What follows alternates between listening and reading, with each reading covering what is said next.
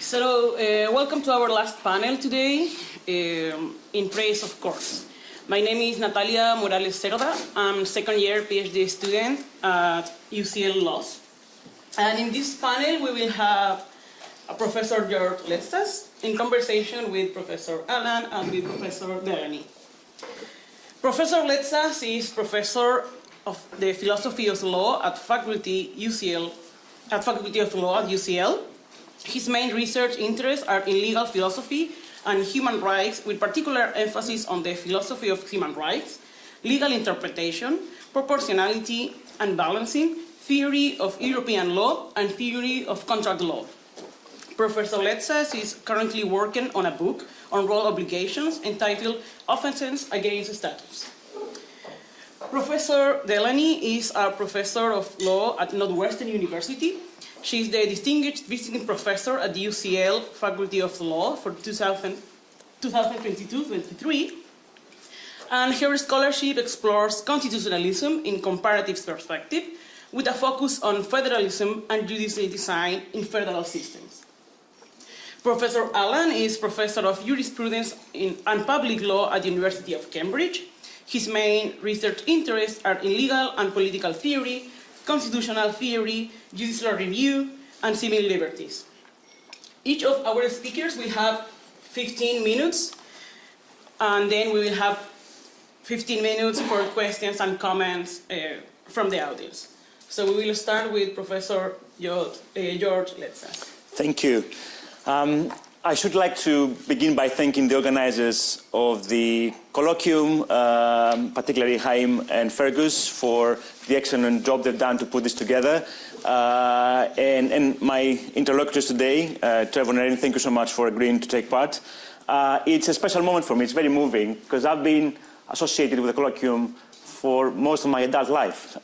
So I arrived, people say I'm part of the furniture here, but I arrived really early days, late 90s, to do a master's in legal and political theory at the time, in its early years of that degree.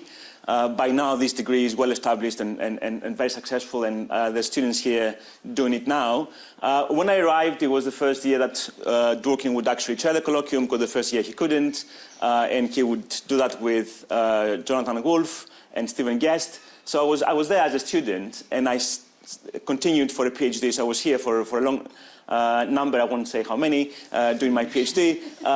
And then after a break of 1 year, I joined as a member of staff. And one thing I want to highlight about this colloquium for me is its function as a training ground for theory.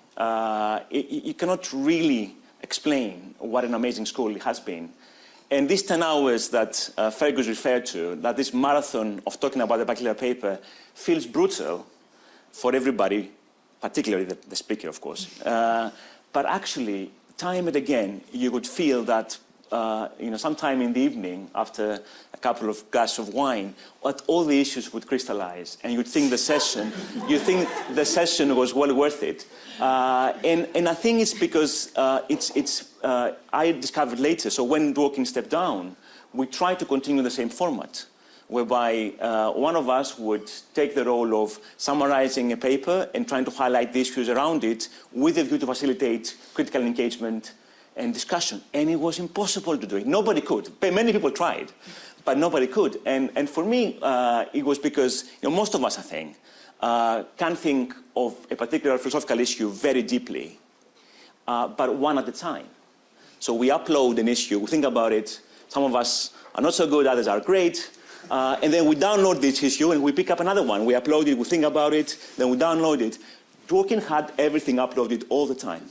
So it was all there, up there. And what he would do is gradually try to relate the specific question of the paper to the most abstract legal, moral, and political values that we all share. And try to explain how, depending on how you saw the connection between those abstract values, you would get a different answer to the question at the bottom. But of course, he wouldn't say that. He would just raise a few objections, and often the speaker would innocuously concede some ground, only to realize that that was devastating for the paper, because if you conceded that, then you committed to a particular interpretation of the values, then only go downhill from there. But for young scholars, that was incredible. I think you only get that kind of training through this conversation, this discussion, this interaction. I really value this. Like, I think for younger scholars now, the amount we spend discussing in conferences, in seminars, and in-person events is invaluable, particularly when the discussion can be structured in that way. And over the years, I think the other thing about the colloquium is Dworkin would go out of his way to relate the normative question in the paper to politics, to what was happening at the time politically, and try to summarize how the different views will bear on what should happen at the level of policy, which again I think was for me, a very important lesson. And that's why today I chose to speak about courts, because over the years it would come up, the role of the judge would come up time and again as an issue. And the highlight of that was when Jeremy Waldron was over here to present what is now a famous paper, The Core of the Case Against Judicial Review. And I remember as a student being in that session. It was one of the most fascinating sessions to attend, packed. But from that day, it occurred to me that I have something against the way Waldron framed the discussion about judicial review. So it's taken me 15 years or so to try to articulate what I thought was wrong at the time. Never too late. I may not have done a good job, but I'll try to explain to you why I think the debate about judicial review is misconceived. Now, I want to begin with, again, in the spirit of the colloquium, with topical remarks. So courts are under threat and criticism at this point more than ever. You have attacks on their role. So you have things happening, say, in Hungary and Poland, in Israel. You have attempts, as you know, to oust judicial review altogether. In the public, you have continuous attacks which has been fueled by the rise of populist politics. So people here will of course remember the front page of many tabloids after the Miller 1 case and the headline, "Enemies of the People." So you have this sort of, since Dworkin died, this continuing sustained attack on the legitimacy of the judiciary. And you also have, at the same time, an attack on the very idea that to have judicial review, to have a Bill of Rights and give judges the power to check compatibility of legislation with an abstract Bill of Rights, to query and question how beneficial that is. And of course, after the case of the US Supreme Court in Dobbs, people are very pessimistic about how good courts can be in protecting individual rights. You have similar skepticism about the work of the European Court of Human Rights. And there is a general sense that if you are a moderate, if you believe in the role of courts to protect individual rights, you are kind of on the back foot at the moment. And the attack is from both left and right. So the left kind of thinks, well, if you wanted human rights to contribute causally to raising and improving equality of welfare, it hasn't done that. So you should be skeptical about courts playing this role. And from the right, they think that, well, if you give courts the power to adjudicate on rights, they overreach. They try to promote their own liberal, elitist philosophy, whereas we, the right, conservative right, we would like the legislature to promote the common good, and judges stand in the way of that. So you have criticisms from both the left and the right. But what they share, for me, which is remarkable, they share an assumption, the assumption being that to decide whether judicial review is a good thing, is legitimate, you have to look at the outcomes. Neither likes the outcomes for different reasons. They have different ways of assessing what is a good outcome, but they both agree to a certain instrumentalism that we're going to look at the role of courts, see what outcomes they reach, and if they are very bad systematically, then that gives us a reason to be against courts. And I want today to try to mount a defense of courts which is non-instrumental. It's not based on the outcomes. And to me, when Waldron started doing this, so Waldron started asking who is better to protect rights, legislatures or courts? And he ran this comparison on many different levels. Who reasons better? Who reaches better results? who has more time. So a comparison being made, and I thought there was something wrong with comparing the two institutions and the branch of government in the first place, because it seemed to me like saying that, well, let's look at what doctors are doing, how good our doctors are in treating patients, say doctors in the NHS. Well, if they're not very good, well, let's compare how other people might be, how good other people might be at treating patients. So maybe alternative medicine is better at treating patients. Maybe we should give the role of practicing medicine to them. So the idea is that if you have a role where the role holder is not doing the job good enough, then we do away with the role and we give the job to someone else. And I think there's something wrong about that, and I'll try to explain why. So the idea that I want to put forward begins with some pretty uncontroversial remarks about the role of judges. So think about cases outside the law of fundamental rights. So think about contract law, think about employment law. These areas of law have significant importance, like massive importance for the lives of people. Most of us here are employed or run their own businesses. They may have a small business, and routinely they'll have to come up cases of dismissal or breach of contract. And these areas of law contain abstract moral norms like fairness, the law of unfair dismissal in employment law, or proportionality in the law of contract, say mitigation, proportionality in mitigation. And people go to court and litigate about those abstract moral notions, and courts reflect on those moral notions and make a decision. I don't know of anyone who tries to raise the question, well, let's see how good courts are in applying those notions, and if they're not doing a very good job, let's give that job to legislatures. So what I want to put forward is a different idea here. Let's try to think of the role of a judge, what obligations fall within the role, and if someone, the role holder, is not very good at what they do, the reaction should be, well, let's make sure they are trained better and do their job better as opposed to do away with the role. We don't normally say, let's do away with the role and give it to someone else. We don't say that about any other area of law. Why should we say this about the law of fundamental rights? So there seems to be some assumption here that everybody's happy with courts making decisions about abstract moral norms, but not about fundamental rights. This is the issue. Waldron kind of assumes he's happy with the review of the executive action, but not happy with the review of courts of legislation. And I don't see the difference. Like, why would we trust courts with one but not the other? They do exactly the same job. Now, why do we get this backlash about judges interpreting fundamental rights?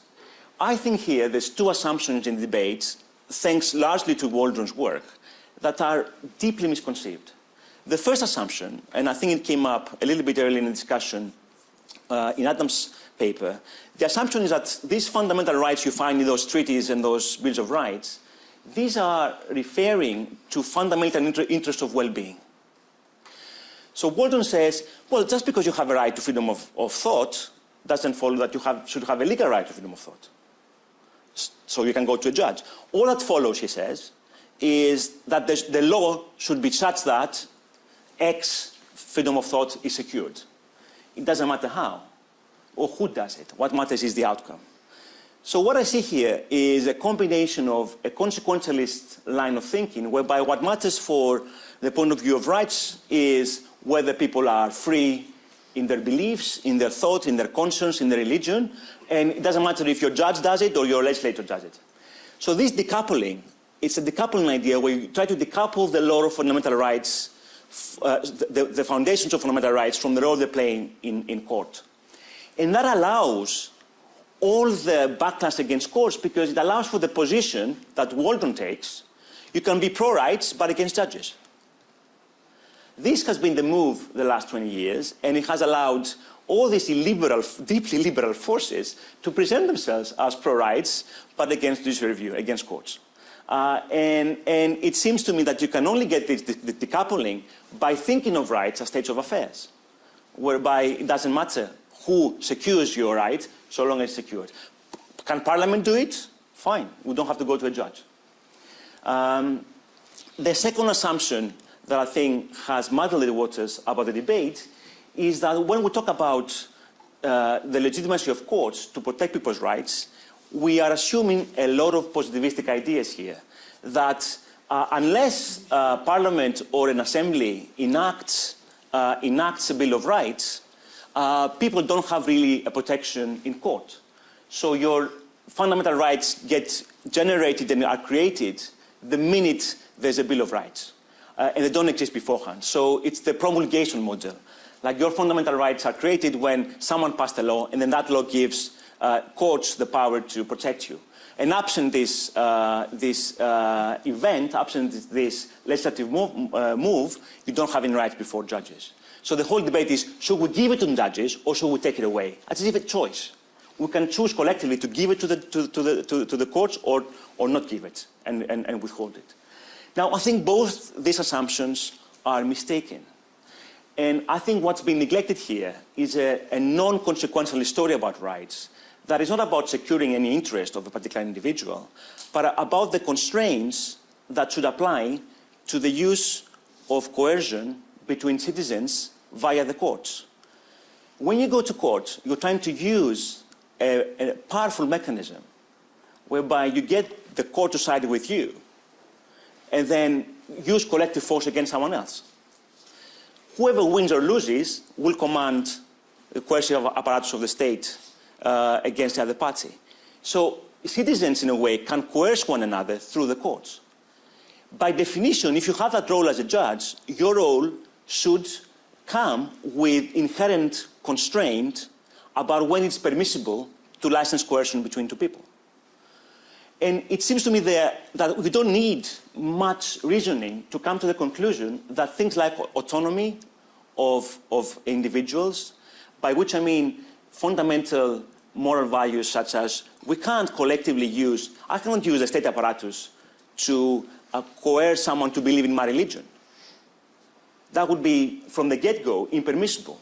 So it's part of the role of the judge not to allow that. It's not a choice given to the judge. It follows from the role obligations they have that they cannot license coercion when that coercion can only be justified on reasons that violate autonomy or equality. So even without any Bill of Rights, even without any moment where we promulgate lists of rights, it would follow from the very role of the judge that they're meant to do that. Now, can Parliament do the same thing? Can Parliament check if, when we go to court, we can authorize coercion against each other in a way which is permissible? It seems to me obviously not, because Parliament doesn't look at individual petitions. Parliament legislates prospectively, pursuing common good and social justice. You go to a judge when you go to complain about something retrospective. This is what happened to me. This is what the state did to me. And I claim that the use of coercive force by my opponent, by my adversary, is impermissible, and I want the court to intervene. So when the question is, under which conditions can the judge license coercion between individual parties, be it on a case where an official has tortured or a private employer runs sweatshops, it's part of the nature of the role of the judge to say, well, no, we can't really condone this. Regardless of any legislation that has recognized a Bill of Rights. And it seems to me that the common law here is a very good example of how you can have a bottom-up, judge-recognized set of fundamental principles which are exactly the same ones underlying Bills of Rights that you find in all those lists. And you don't have to compare whether the judge does a better job than the legislature, because it's not the same job. It's a different job. So Waldron keeps trying to compare. Well, you cannot compare functions that are incommensurable. You go to a judge to complain about licensing of coercion retrospectively and for your individual circumstances. You go to Parliament and you petition for the passing of legislation prospectively that promotes social justice or public goods. It's not the same job. Now, you can imagine Parliament setting up a branch whereby they say, well, we don't trust judges, they don't do a good job, we're going to hear petitions. You know, something happened to you, you come to us. Now, if the outcome of that process is a judicial remedy, then for all intents and purposes, you would have described a court within Parliament. You wouldn't have the Parliament doing the job of courts, you would have a court which is independent from government. So the function is different, right? And it seems to me that the whole debate of judicial review is trying to instrumentalize the courts such that we can compare outcomes. Going back to the discussion we had in the previous session, it doesn't seem to me that outcomes of whatever kind are relevant to criticize courts. The US Supreme Court now is doing a terrible job are protecting individuals' rights. Should we get rid of judicial review? No. Let's get a better way of appointing judges. Let's depoliticize the process. Let's find ways that judges can reason better, make the right arguments. The answer cannot be we do away with judicial review. And actually, if I'm right, you couldn't do away with it because it's not something that is given to the judges. It's part of the nature of the role. In the same way, it's part of the nature of the role of the doctor to respect patient autonomy. It's part of the role of the parent to respect children's autonomy. Likewise, it's part of the role of the judge not to license coercion on reasons that deny equality and autonomy of litigants. And to me, that's exactly what the Bills of Rights do. I just want to close here with a short reminder that most of these Bills of Rights, the history is not a history of consequentialism. It's not a history of trying to improve states of affairs or of the well-being of people. It is a response to persecution of particular groups using state coercion, forcing people to convert to a particular religion, forcing groups in society to suffer, slavery, and so on. So I think the history teaches us here that what we're trying to do when we think about those rights is to block certain impermissible considerations from having a place in judicial justice, in the way judges administer the law. So even if we wanted to take away judicial review, we couldn't. Thank you very much.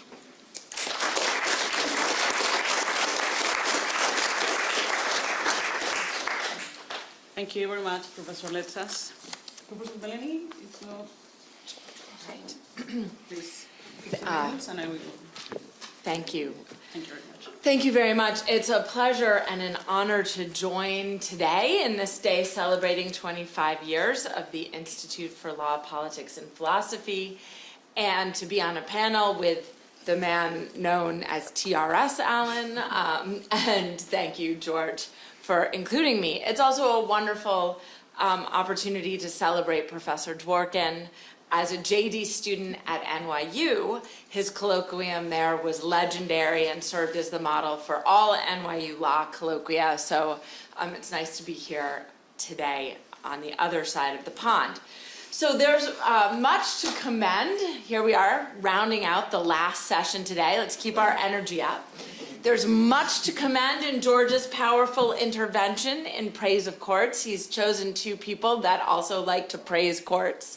So he has sort of seeded some positive reviews in amongst the commentators. So I'll start with my remarks in a laudatory vein, but then I would like to pose a number of questions to George that his paper, which he shared with us, gave rise to. So in his talk, he mentions a couple of presuppositions.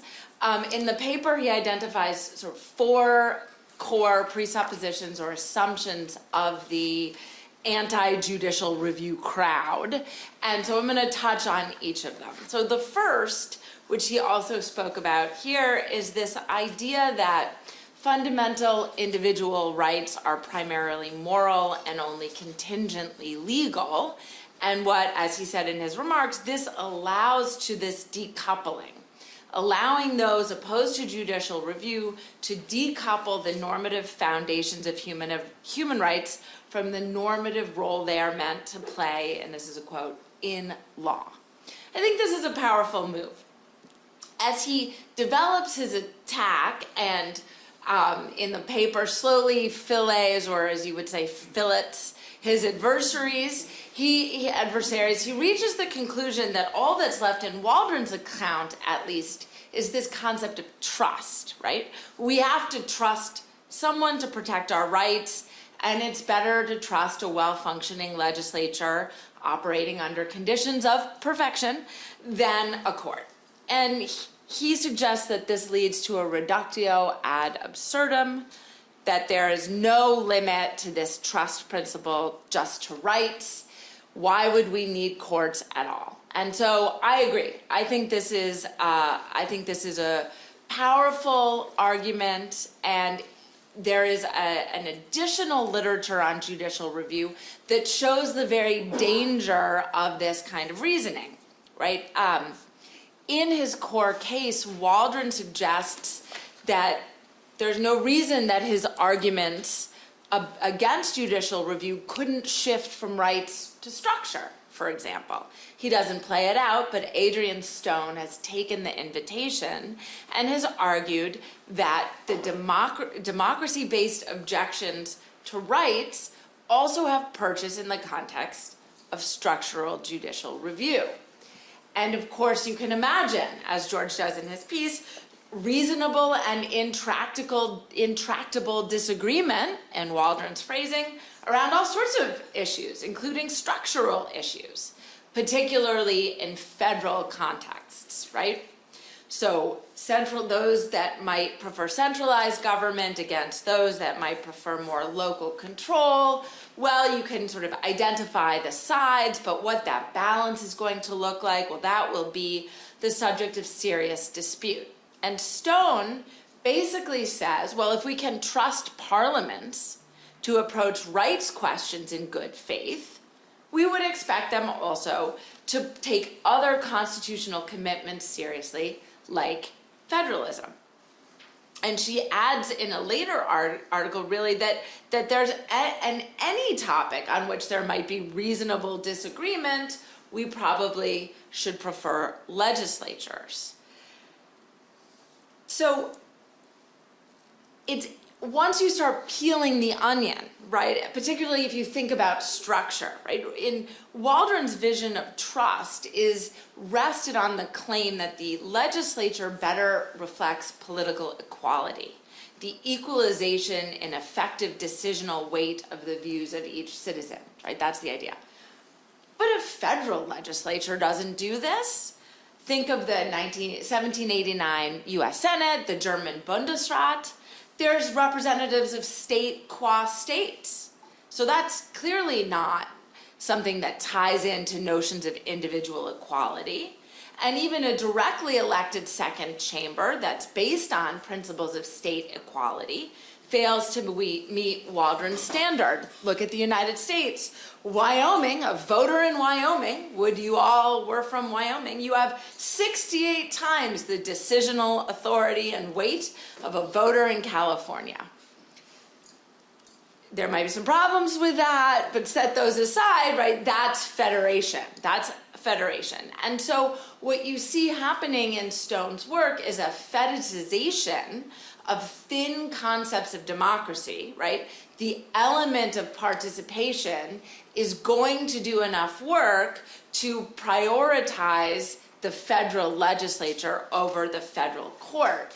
But as Goldsworthy points out, and here I think he embraces what George is doing, but from the structural side, right? It's missing the core question, right? The nature of a federation, and this is a quote, is that there are distinct political communities with their own territory and their own autonomy. What George is doing here is saying the same thing ultimately about rights. If Waldron is mistaken about the nature of rights, then you can't engage in this kind of comparative analysis. And that moves on to his second point, which is the comparability thesis itself. So he denies that you can compare legislatures and courts, which I think is, persuasive for a variety of reasons. But he goes further. He says fundamental individual rights cannot be protected by legislatures. And this is a point that I might like to push back on a little bit, or at least ask a few questions about. So the arguments in support, you already heard some of them, right? First, he argues the ability to hold a wrongdoer to account is part of what it means to have a right, so that there is standing to challenge state action, which is undergirded by this idea that you have a right not to lose a case in court on the basis of reasons that constitute impermissible grounds for for state coercion. That's his phrasing, and that kind of ties into what he was just saying about coercion. This right, this underpinning on the question of whether you can activate the court to activate the coercive elements of the state, right? That's inherent in the role obligations of the judge. Okay, so this, in a way, reminds me of Harrell and Schnarr's view, right? Where they argue that there's something intrinsic to the right to a hearing that is desirable and normatively required. So judicial review gives individuals an opportunity to challenge the decisions that may have impinged on their rights, to engage in reasoned deliberation, and to get some sort of reconsideration. So aligned with this idea of role obligation might also go hand in hand with their idea of a right to a hearing, voicing grievances, being heard. George, your work, I think, builds on this, complicates this, draws it out by focusing on the mechanics of judicial decision-making, right? The idea that there's a backwards-looking nature of judicial review and individualized approach. Okay. Let's agree with you for the moment that you're right about courts versus legislatures. My first question to you is, how do you think courts should be created or designed? The Harrell work argues that you can evaluate different systems of judicial review comparatively on the basis of the degree to which they facilitate a hearing.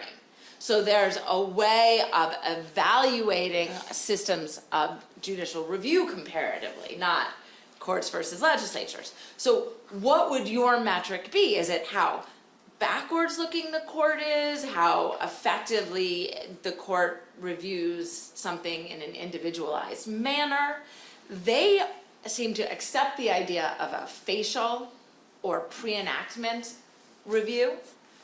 You're placing so much emphasis on this backwards assessment that it feels like it must be what we would say in the US, an as-applied challenge. So what about abstract review? I mean, the systems with constitutional courts, Chalcinian courts, those kinds of judicial review systems, are those problematic? Are they not doing what it is a judge should be doing? What about advisory judgments? What about the reference mechanism in Canada, where a legal issue is generalized away from particularized facts? How does your theory of judging interact with these courts as they exist in the real world? We always make that challenge to Waldron, but in terms of legislatures, but can we make that challenge to you as well? I think you could do a little bit more and maybe respond to explain what exactly you mean by judicial review. So you argue, and this is a supposition he didn't lay out here, that the aim of judicial review, he disagrees with the assumption that the aim of judicial review is to invalidate, disapply, or strike down legislation. Sure, right? The aim of judicial review is to hold the government to account for its use of coercion, or to activate that coercion to protect individual claimants. But there's still the question of remedy. So Dinah Shelton said, right, and this is a quote, "If it's the remedial task to convert law into results, to deter violations and restore the moral balance when wrongs are committed, then the remedy goes along with the right." So if it's part of what it means to have a right, and this is, in the US legal context, this is core, right? Marbury versus Madison, every right must have a remedy. I like to pose an exam question to my constitutional law students where I ask them, based on the court's evolving remedial responses, what is the right that Brown versus Board protects? If you ask them what the right Brown versus from Brown, you get to two very different answers, as you might imagine. But remedial process in public law litigation in the US is is incredibly important, right? The idea of sort of simple negative injunctive relief or damages, that's not where the action is. It's affirmative structural injunctions. Susan Sturm says, courts rarely release prisoners as a remedy for unconstitutional prison conditions, right? So ongoing monitoring. So this leads me to sort of my next question. Well, returning to the idea that legislatures cannot protect rights, you recognize that some people like to talk about dialogue, dialogic relationships between legislatures and courts, and you seem dismissive of the idea. But most, or a lot of dialogue happens at the remedial stage. So the South African Constitutional Court, the Canadian Supreme Court delay implementation of remedies to allow the legislature to have a crack at some of these thorny, complex actions before the court produces a remedial response. Even in France, right, under the, I'm not going to do the French, yours was so beautiful. We'll call it the QPC, the priority question of constitutionality, right? Even there's an opportunity to give Parliament time to rectify a constitutional error. So there are pragmatic examples in the real world, some empirical evidence, suggesting that remedies may not be considered to be inherently judicial. How far away are they from your judicial process? And do you need a theory of remedy to say that legislatures have no role to play at all? Is remedy a uniquely judicial action, right? If you think about prospective fact-finding, the cooperation of actors who are themselves not necessarily injured or at fault, you start to take on a much more legislative conception of that stage of the rights articulation process. And so finally, and in my closing comments, I very much appreciate that what you have written is against the backdrop of current British politics. The threat to the HRA, efforts to delegitimize the judiciary, and the role of the backdrop of the common law, of course. But here's where I would ask just about your third in your paper supposition about the idea that the Bill of Rights introduces new, previously non-existent legal rights, that's not true, that supposition is problematic. As a comparativist, I'm always interested in the way in which theories might be operationalized outside the context in which they were derived. So I'm a little nervous about your kind of lukewarm attitude towards constitutional bills of rights, though I understand why you have it in the context of the UK. Listism, you say, is evidentiary. It's evidentiary about what the rights are, not constitutive. But I wonder if it does more than merely, if a Bill of Rights does more than merely encouraging courts to have the right mindset. If in certain contexts, it is in declaring it that the rights are in fact created, operationally at least. And so how you might think about some of your arguments outside of the political debate that you're clearly entering here, how they might apply. So thank you, a very rich project.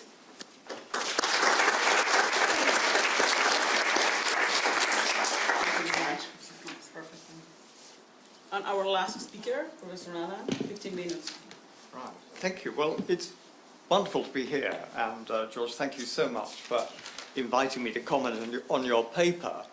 I was a bit disconcerted, really, when I read it, because it's one of these very rare papers. I thought, well, I really agree with every word of this.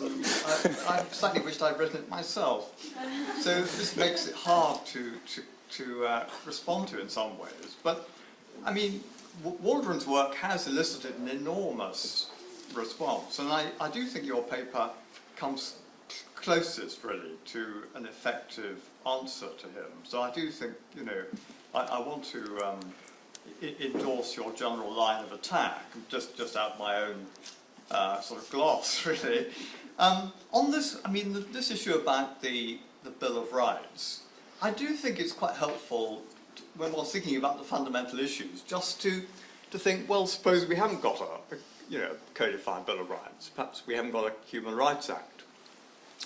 And George, you mentioned, the position of a common law, and it does seem to me that before we had the Human Rights Act, judges were discovering that the common law itself had fundamental constitutional rights, and indeed, I mean, I'd argue, looking at the precedent, if we hadn't had the Human Rights Act, we could well have seen a kind of implicit Bill of Rights being recognised, I think, and built on in the common law. And I think this tells you quite a lot about the nature of law and the nature of these rights. It seems to me that, these constitutional rights are common law, which replicate in many ways the rights that are listed in the Convention and the Human Rights Act. They're not dependent on any special power conferred on judges. It seems to me they're just inherent limits on the power of the state to deploy its coercion against its subjects. I regard them as basic conditions of legitimacy. And it seems to me, they circumscribe anyone's duty to obey the law. And it's the role of courts to distinguish genuine law from merely purported law. And law that violates these basic rights that limit the legitimacy of state coercion are not law, even if they're presented as that. It must be the role of the courts to make that distinction. So the basic right, as George says, I think, is the right to equal respect. It's not a right that a certain state of affairs be brought about.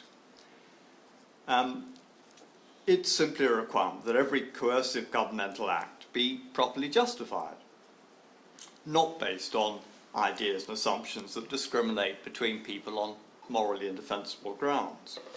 And the point I want to make is these rights seem to me to be simultaneously legal and moral. It's a meaningless distinction, I think, in this context. They're moral constraints on what can count as law, so they're both legal and moral. So, as I say, I think thinking about, these common law constitutional rights can tell us something about the nature of law and the nature of these fundamental rights with or without a codified Bill of Rights. So my next brief heading is the instrumentalist view of law. And this, again, I think was an important theme in your paper, the idea of the problem with instrumentalizing the whole question. Who is better at giving us these rights? Should we look to legislature or the courts? And I wonder whether this instrumentalism isn't a symptom of a larger error, which views law itself as basically being an instrument for achieving somebody's ends, somebody's chosen purposes. And again, with my common law hat on, it seems more plausible to me to understand law as an institutional basis for adjudicating disputes in a way that's consonant with justice. I mean, the common law is plainly not a vehicle for anyone to achieve his or her particular ends. It's understood as a system for trying to achieve justice, building on precedents which are meant to ensure that we treat people on the basis, equally according to the relevant principles. How can I, though, defend these common law rights as being fundamental and implicit in the law in the UK when we're constantly told, well, we have parliamentary sovereignty and any rights we have are, purely conditional on Parliament's assent and they can be swept away at any moment. It's all a matter of Parliament expressing itself with sufficient clarity. This is the so-called principle of legality that lawyers love to talk about. So all these fundamental rights are very disguised in UK legal practice. they're all presented as being subject to restriction or even abrogation by the legislature, provided Parliament is explicit in its attempt to override these rights. Even the rule of law, we're often told. Even, my hero, the great Judge John Laws said this. He said, well, even the rule of law, can be abrogated, but Parliament's got to use explicit language. I always thought, well, that can't be right. Surely the rule of law must be fundamental, if anything is. And the underlying mistake, I think, here, is to see the uncodified, the unwritten constitution as basically a struggle for power between institutions. And the argument goes, well, in a democracy, Parliament's got to have the last word, and if that word turns out to be very oppressive, well, they say maybe there'll be a remedy at the next election if people are sufficiently antagonised. Well, of course, there may not be. I thought I might just, since I've mentioned the principle of legality, there's been an interesting article written recently by Jason Varahas, who's an up-and-coming, interesting public law figure, and he seems bitterly opposed to the whole idea of the principle of legality. And he says, well, the classic principle was that Parliament had to make clear that it was overriding a fundamental right before the right could be abrogated or restricted. But he says the judges have gone further. They've augmented this principle, he says, and they now say that even when powers have been granted to override a fundamental right, they don't permit a disproportionate interference. So in other words, what's not strictly necessary is taken to be prohibited. And he says, well, what gives the judges the right to do that? And he says, and this is interesting, I think, because I think this connects with a point that George was making.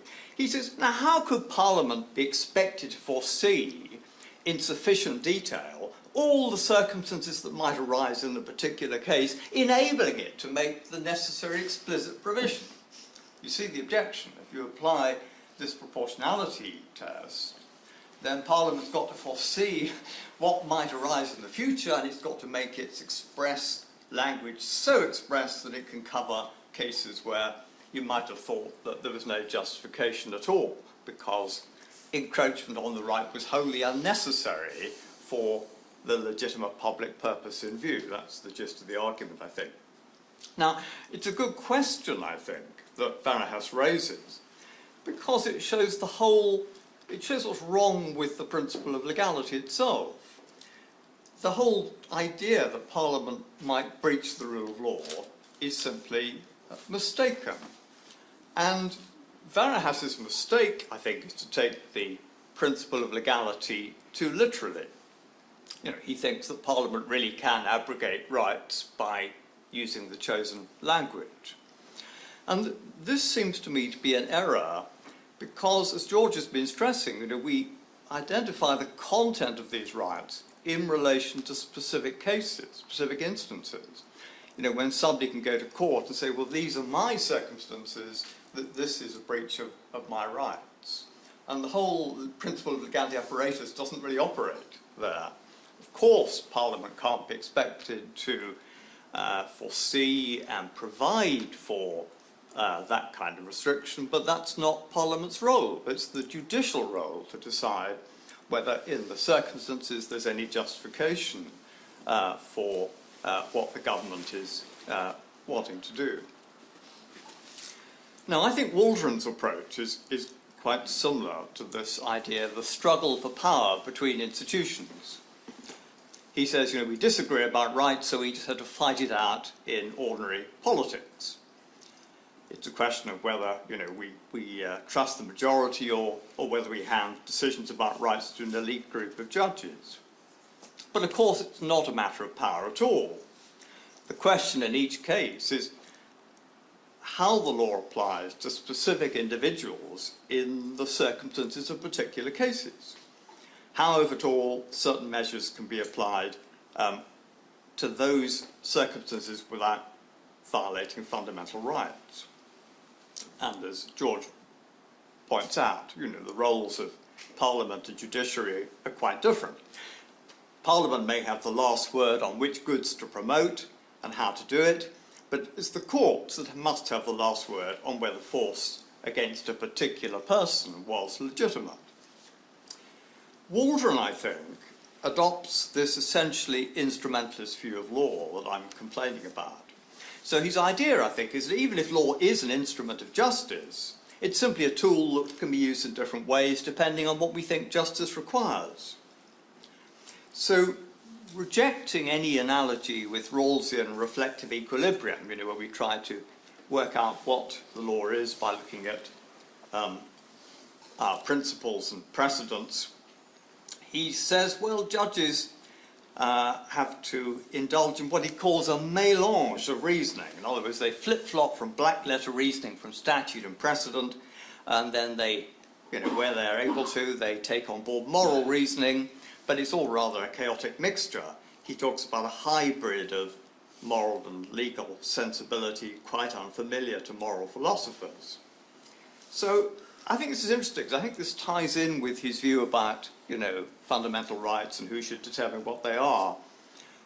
Waldron says that the moral dimension of law consists in paying attention to these things like statutes and precedents, just insofar as morality requires, so we should respect settled expectations. So we have reasons to defer to democratic institutions. We might recognize there's moral value in treating like cases alike. So there are moral reasons that the legal system sort of throws up because we have these institutions and they produce these particular decisions. So the underlying assumption then, I think, is that while justice consists in an independent state of affairs, having nothing much to do with law, but nonetheless, it should be modified out of respect for all these contingencies that the legal system, all this apparatus of statutes and so on, throws up. And those reasons might compete with the moral reasons that would otherwise tell us what justice required in particular cases. So we've got this tussle between what justice really requires and what we have to do in the light of these rather infuriating statutes and precedents and so forth. And I want to say, isn't this all completely confused?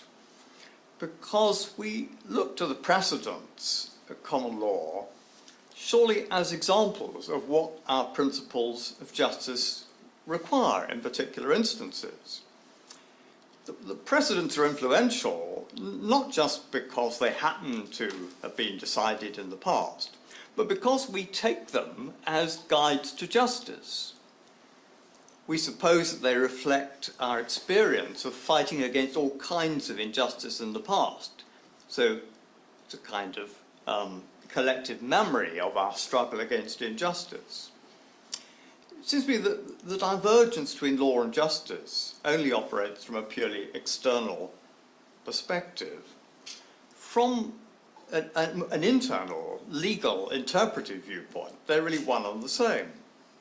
If we acknowledge that the legal order is legitimate, then justice, it seems to me, consists in developing the inherent scheme of justice that we've inherited and trying to improve it. This, of course, is the essence, I think, of Ronnie Dworkin's idea of integrity.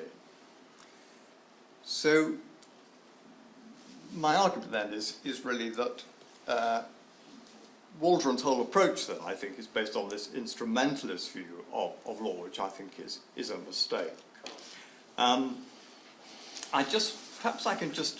coming to an end, but again, Waldron wants to distinguish between constitutional review and more ordinary review of executive action. So he doesn't like the idea of full-blooded review of statute, but he's quite happy to have review of executive action. But this distinction is surely illusory, because even if there's no power to strike down a statute or declare it null and void, UK judges don't have that power. The crucial issue is always one of correct application. How should this statute be interpreted to further its apparent purposes without endangering these fundamental rights? And that cuts across this distinction that Waldron wants to emphasize between these different forms of review. So, well-known example, I mean, a statute that says there must not be judicial review of any decision by a particular agency has got to be interpreted as granting that agency some further degree of autonomy to pursue its policy that it might not otherwise have. But it couldn't be read as barring any kind of judicial review if the agency abuses or exceeds its limited jurisdiction. The whole point of it having a limited jurisdiction is what makes it part of the state apparatus. It can't have just any power to do anything. So there's an example of how judges understandably read the statute in a way that maintains the basic right of the individual to challenge the legality of what's been done by the public agency.